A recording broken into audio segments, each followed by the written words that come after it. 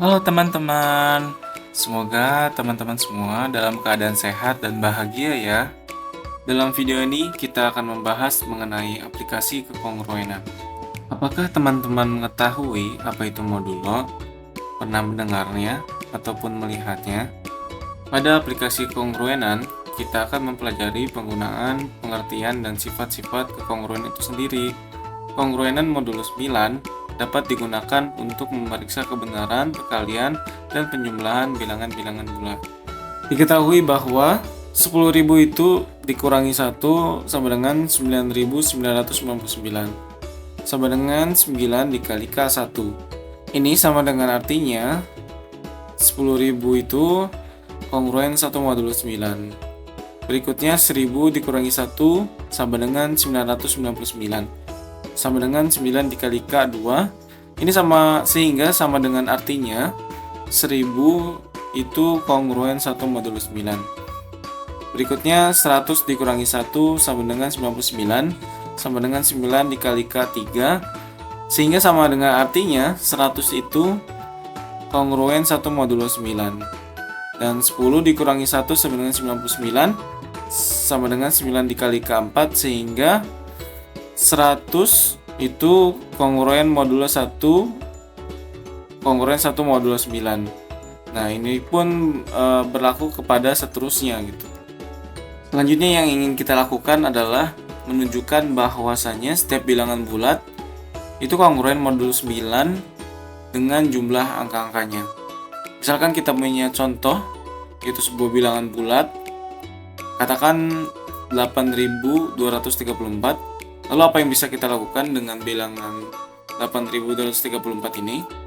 8234 itu kongruen jumlah angka-angkanya, angka penyusunnya 8000 ditambah 200 ditambah 30 ditambah 4 modulo 9. Maka bilangan tersebut kongruen 8 dikali 1000 ditambah 2 kali 100 ditambah 3 kali 10 ditambah 4 modulo 9. Dan kongruen 8 dikali 1 ditambah 2 dikali 1 ditambah 3 dikali 1 ditambah 4 modulo 9. Maka 8234 ini kongruen 17 modulo 9. Dengan cara yang sama yang kita lakukan di atas, maka 17 ini kongruen 10 ditambah 7 modulo 9. Dan kongruen 1 ditambah 7 modulo 9. Maka 17 dia kongruen 8 modulo 9. Jadi apa yang bisa kita simpulkan? Bahwasanya bilangan bulat ini 8234 kongruen 8 modulo 9. Dari contoh tadi dapat dinyatakan dalam sebuah teorema, yaitu teorema dalam aplikasi kekongruenan berbunyi setiap bilangan bulat itu kongruen modulo 9 dengan jumlah angka-angkanya. Inilah pembuktian teorema yang sudah disebutkan. Misalkan kita ambil sembarang bilangan bulat n yang angka-angkanya secara berturut-turut adalah n sampai dengan dk, dk-1, dk-2 sampai dengan d2, d1, d0, atau kita bisa sebutkan n sampai dengan dk kali 10 pangkat k ditambah dk-1 dikali 10 pangkat k-1 ditambah dk-2 dikali 10 pangkat k-2 ditambah sampai dengan ditambah d2 dikali 10 pangkat 2 tambah d1 dikali 10 pangkat 1 tambah d0, dengan catatan bahwasannya di ini dia lebih besar sama dengan 0 dan kurang dari sama dengan 9.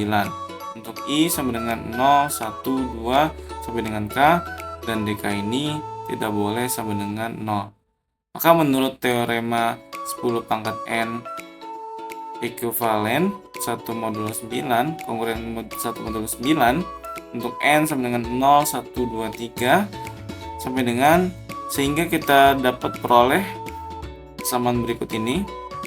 N kongruen dk dikali 1 ditambah dk-1 kali 1 ditambah dk-2 dikali 1 ditambah sampai dengan ditambah d2 dikali 1 ditambah d1 kali 1 ditambah d0 modulo 9.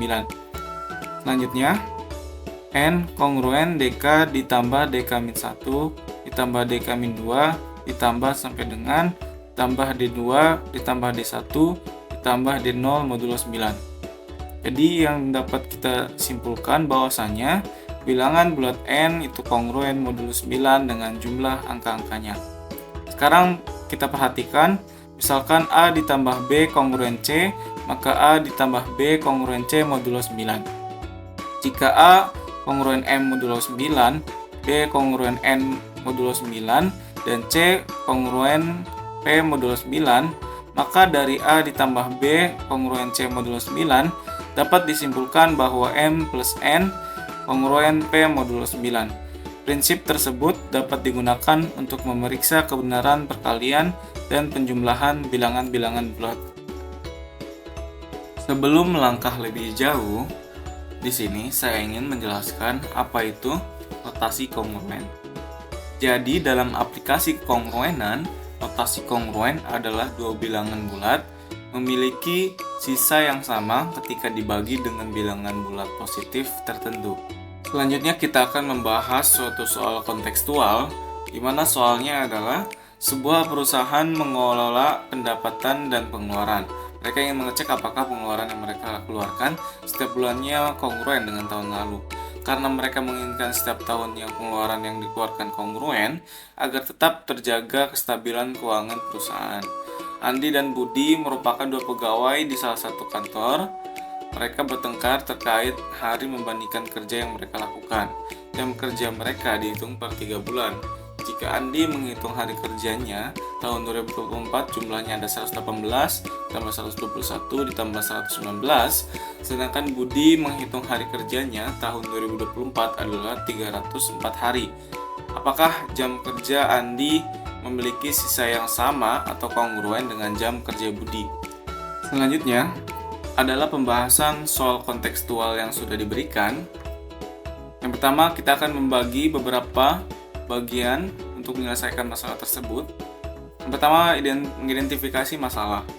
Jam kerja Andi itu 118 ditambah 121 ditambah 119 kongruen modulo 9. Jam kerja Budi itu 304 kongruen titik-titik modulo 9.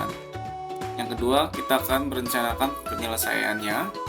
Maka kita akan pecah jam kerja Andi menjadi beberapa bagian. Yang pertama, 118 itu kongruen modulo 9 berapa? 121 itu kongruen modulo 9 berapa? 119 itu kongruen modulo 9 berapa?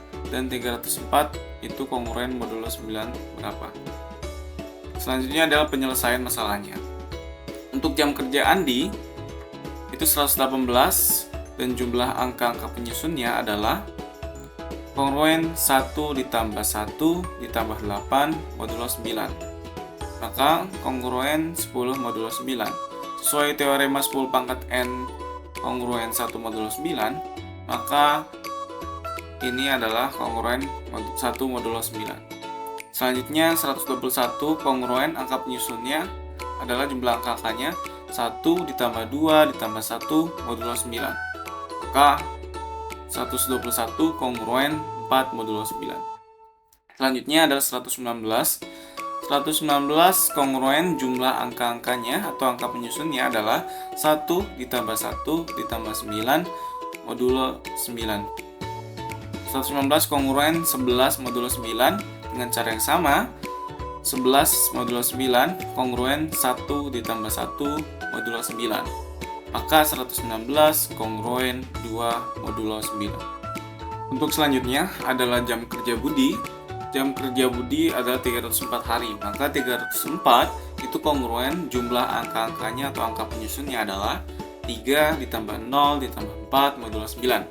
Maka 304 itu kongruen 7 modulo 9. Selanjutnya adalah kita akan memeriksa kembali apakah pernyataan tadi dalam soal adalah benar.